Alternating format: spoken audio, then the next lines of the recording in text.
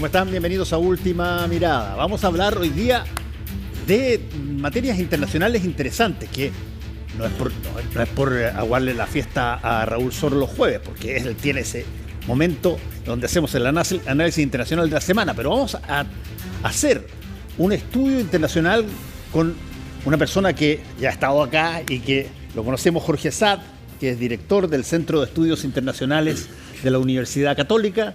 Muchas gracias por estar con nosotros, Jorge, porque están pasando cosas tan yo te diría, novedosas, en el sentido de, porque uno siempre cuando habla del Medio Oriente de repente dice, sí, pero ahí están siempre los israelitas con los palestinos, y sí, ¿cuál es la novedad si las noticias salen iguales? Y esa es la primera pregunta que te quiero decir. ¿Qué novedad tiene lo que está pasando hoy día? No solamente en Palestina con Israel, sino que además en Estados Unidos, la situación de Rusia con Ucrania.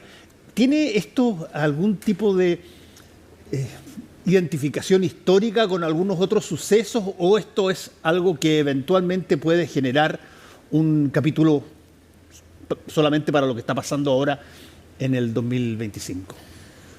A ver, yo creo que hoy día tenemos muchos frentes abiertos y con una salida poco clara, porque en el pasado hemos visto que hay conflictos bélicos o hay situaciones complejas, pero hoy día son muchos los frentes abiertos y creo, Fernando, que la principal novedad es la forma en que se están resolviendo. Veníamos de décadas donde lo hacíamos a través del sistema multilateral, con un director de orquesta que era Estados Unidos, pero hoy día hemos ido por esta vía, llamémosle más unilateral, y muy marcada por los impulsos que ha tenido Trump para intentar resolver algunos y otros que se le han hecho mucho más complejos, como el tema de Rusia. Esa forma es muy novedosa, es muy disruptiva, es muy transaccional. Leía yo hoy día en la mañana, Fernando, Zelensky fue tratado como dictador por Trump, pero hoy día nuevamente Putin es el malo de la película, dicho por el propio Trump. Eso es bastante novedoso en un mundo que estamos acostumbrados a bloques, aliados, adversarios. Entonces hoy día, como todo es más transaccional, todo se revuelve. Sí, yo he dicho varias veces aquí, he conversado con algunas personas que también trabajan en materias internacionales, que una de las novedades que a mí me parece que está pasando es que los liderazgos mundiales no son particularmente gente que se hace cargo de una ideología, se hace cargo de algo que tenga que ver con ideas. No, son personas que buscan fuerza, buscan poder. Y si es que eso lo consiguen con la ideología de izquierda, bien. Si la consiguen con la ideología de derecha, bien también. Pero el tema es quién tiene el poder hoy día. Es un poco, Fernando, lo que pasa con el populismo, que más que sea una ideología de derecha o izquierda, es una forma de ejercer el poder, es una forma de comunicarse con la ciudadanía, es una forma de rechazar lo establecido. Y ese tipo de liderazgo o ese tipo de ejercicio del poder lo vemos en el amplio espectro político, lo mismo que la deriva autoritaria que vemos muchas veces en el comportamiento de Trump, que sin lugar a duda lo vemos también en Israel, o que lo hemos visto con distintos liderazgos. Entonces, tú podrías decir, ¿qué tendencias vemos detrás de esto? Obviamente, una menor valoración de la democracia como la hemos entendido. Segundo, el proteccionismo como un arma política liderada por Trump. Tercero, la era, yo llamaría, de la no diplomacia, que es una forma completamente distinta de relacionarse entre los países y buscar resolver los conflictos. Y obviamente eso hoy día está muy simbolizado en la figura de Trump, que logra ganar una elección en Estados Unidos porque identifica un momento en ese país y su promesa se hace creíble y termina ganando esa elección. Sí, ahora... y termino, disculpa, Fernando, sí, con este fantasma de la amenaza nuclear, que creíamos nosotros que estaba bastante controlada en el mundo, con tratados multilaterales, con acuerdos también que Estados Unidos era parte, pero que nuestro principal temor, cuando se comienza a recrudecer el conflicto entre Irán e Israel, era la amenaza nuclear. Y cómo eso se hubiera transformado en una escalada mucho mayor. Yo escribí una columna recién en el Dínamo, y habla justamente de este tema, y donde yo coloco el orden de quienes tienen bombas nucleares que pueden ser habilitadas. Y para mi sorpresa, y lo busqué 2-3 veces, ¿quién tiene más bombas nucleares para ser utilizadas? No Estados Unidos, es Rusia. Exactamente. Rusia es el primero y yo dije, pero a ver, pero no, si Estados Unidos tiene en todas partes. Estados Unidos lo que tiene sí es todavía cooperación de la OTAN, donde eventualmente en vez de mandar la bomba desde Nueva York a Moscú, puede mandarla desde al lado. Claro, desde al lado. Desde ese punto de vista, ¿qué tanto el poder o la posibilidad nuclear de alguna manera desalienta que las cosas crezcan y son más bien bravatas, pero saben que van a llegar hasta un punto? ¿O qué pasa si se escapa de A ver, obviamente hemos vuelto a esta tesis de la fuerza como garantía de la paz. Y si tú ves cómo ha venido aumentando el gasto de defensa a nivel mundial, desde el 2023 viene sostenidamente. Alemania hizo una reforma constitucional para eliminar el techo de la deuda pública para aumentar su gasto militar. El fin de semana, Francia, Macron dijo, vamos a adelantar la meta de duplicar el gasto militar del 2030 al 2027. La OTAN, con la exigencia de Trump de que todos lleguen al 5% del PIB. China creciendo al 7% su gasto militar. Entonces estamos entrando nuevamente en esta era que antes era la globalización como garantía de paz, la globalización económica. Exacto. Hemos vuelto a la defensa, con todo lo que eso significa.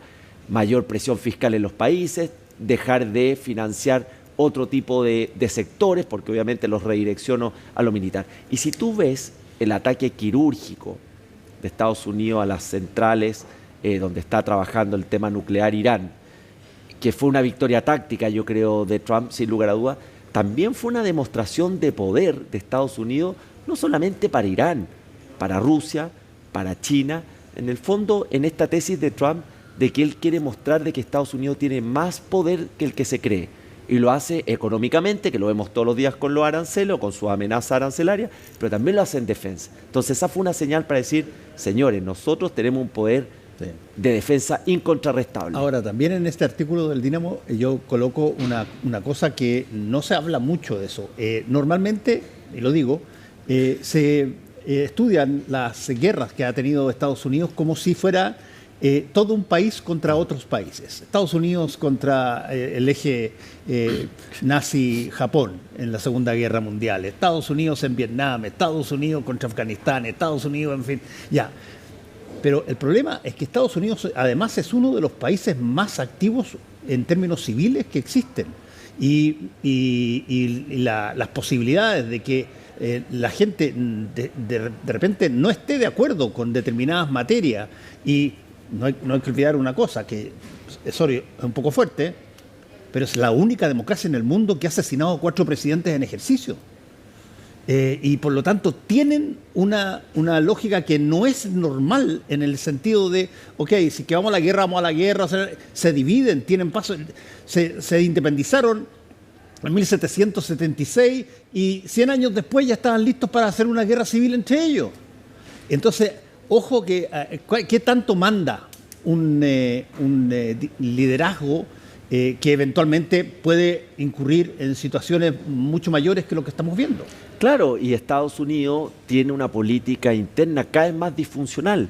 Un partido republicano y un partido demócrata que no están de acuerdo en prácticamente nada, salvo en contener a China. Yo diría que el único tema bipartidista, si tú ves las cifras hoy día de aprobación de Trump, están del orden del 40%, que son similares a otros presidentes, pero como bien tú dices, tiene un Congreso, tiene un partido republicano que hoy día el MAGA, que es un movimiento mayoritario. Claro, tenemos unas elecciones de medio tiempo en noviembre del próximo año que puede pasar algo distinto, dependiendo cómo está la economía, dependiendo cómo está el nivel de aprobación de Trump, entre otras cosas. Entonces, claro, es una democracia compleja, crecientemente disfuncional, muy distinto a estos países autoritarios como China, que dan una directriz, dan una orden y bueno, hay que alinearse ahí o si no hay otro tipo de consecuencias. Y eso claramente como potencia le da una complejidad mayor en estos temas de política exterior. Ahora, ahí se introdujo hasta no muy poco, esto en términos simbólicos, pero se introdujo una nueva moneda en el mundo que se llama el arancel. Un nuevo impuesto. Claro, es un impuesto. El arancel es un impuesto, pero para los efectos prácticos te lo están regalando o quitando de acuerdo a qué tanto estás de acuerdo o no estás de acuerdo con Estados Unidos, con Trump en este caso particular. A ti te ponen aranceles si es que eres un poco esquivo. Y ahora, los aranceles, por ejemplo, en el caso del cobre que eventualmente puedan darse, ¿qué tanto afecta, por ejemplo, a Chile?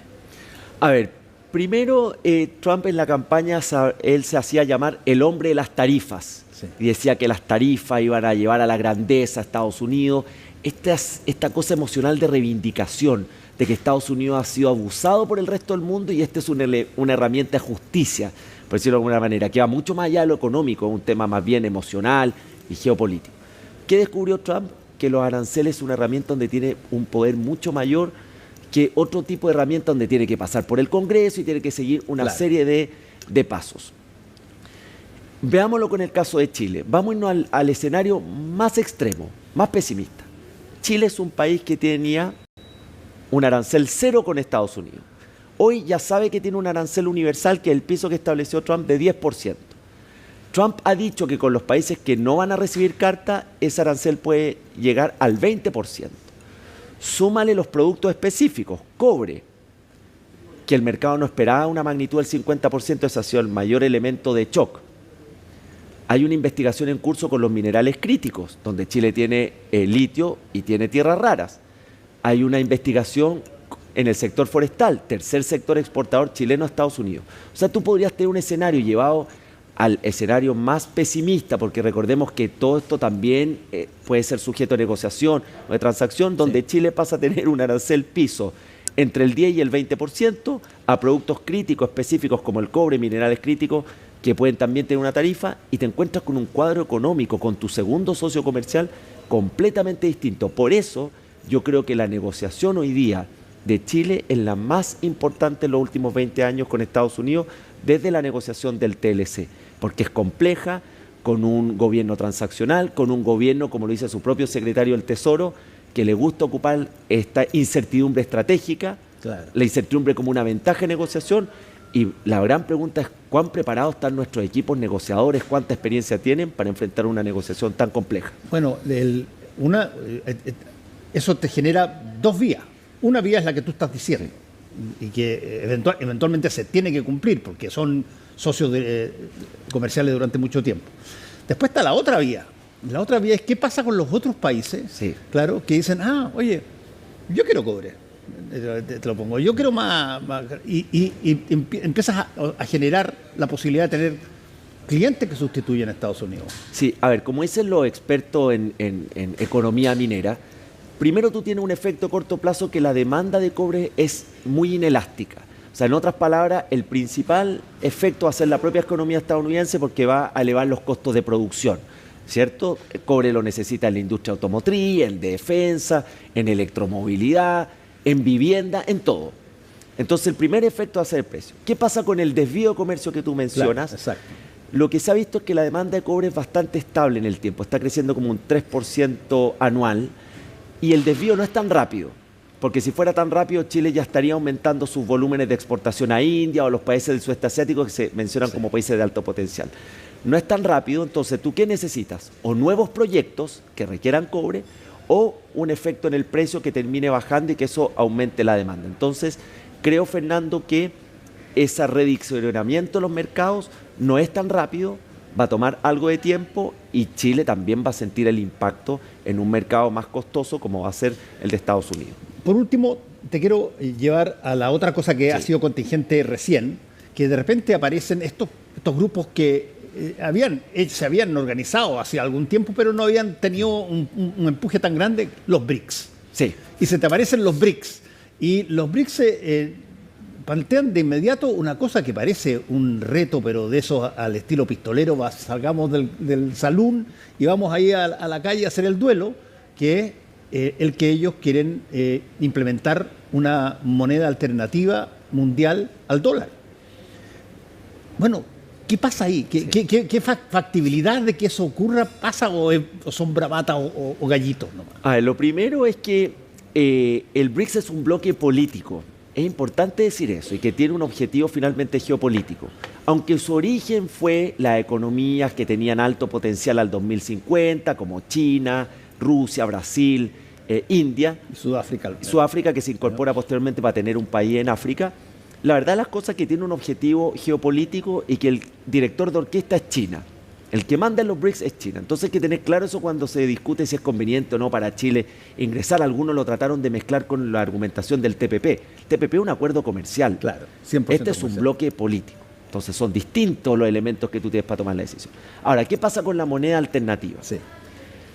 Hoy el dólar representa cerca del 90% de las transacciones de divisa a nivel mundial, cerca del 60% de las transacciones del comercio, más de la mitad de las reservas de moneda a nivel global. O sea, tiene una posición predominante. En el corto plazo no se le compite. Pero lo que tú sí podrías pensar es que en el largo plazo hay una rivalidad a ese dólar. Largo plazo estamos hablando varias décadas, porque esto no se cambia de la noche a la mañana.